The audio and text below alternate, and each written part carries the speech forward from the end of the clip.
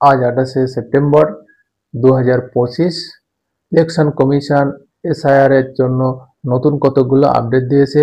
আজ থেকেই আমাদের পশ্চিমবঙ্গ সহ আরও 11টি রাজ্যে এসআইআর পর্ব শুরু হয়ে গেছে।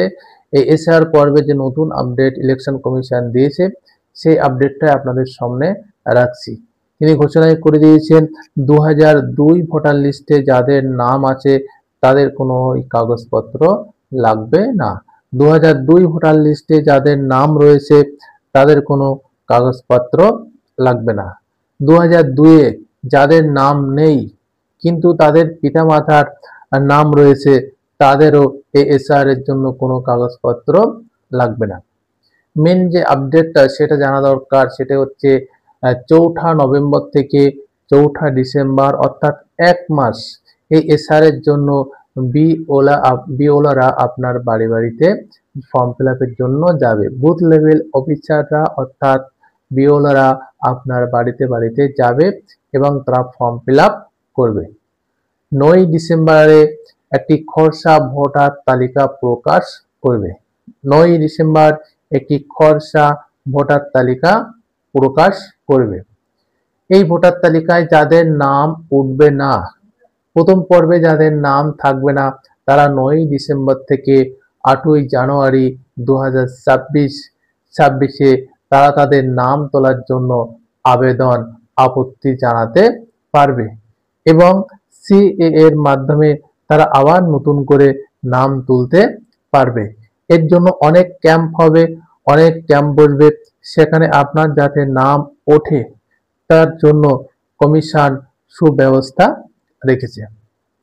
সুতরাং 9 ডিসেম্বর থেকে 31শে জানুয়ারি একটা সঠিক নোটিশ বা যাচাই বাছাই পর্ব তারা শেষ করবে।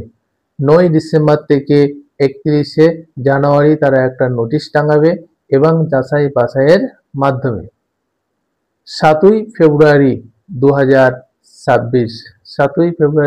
2026 নতুন ভোটার তালিকা প্রকাশ করা হবে।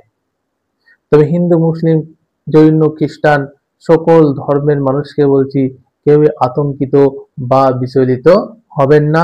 যারা প্রকৃত ভারতীয় তাদেরকে কোনো প্রকারেই এই এসআইআর থেকে নাম যাতে বাদ না যায় তার জন্য যে সকল নেতা কর্মী বা সমাজকর্মীরা রয়েছেন তাদের কাছে অনুরোধ, আপনারা আপনার গ্রামের সাধারণ মানুষের সঙ্গে থাকেন, পাশে থাকেন, তাহলে কোনো শ্রেণীর মানুষরাই এসআইআর থেকে বাদ যেতে পারবে না।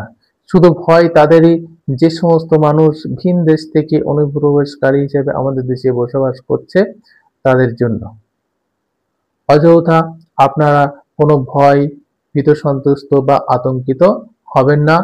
আপনি হবেন না এবং আপনি আপনার পরিবার পরিজন এবং প্রতিবেশী মানুষকে বোঝান তাদের যে কাগজপত্রগুলো অসুবিধা আছে সেগুলো আজ থেকেই আপনারা এক জায়গায় করে কাগজপত্রগুলো রেডি করে রেখে দিন।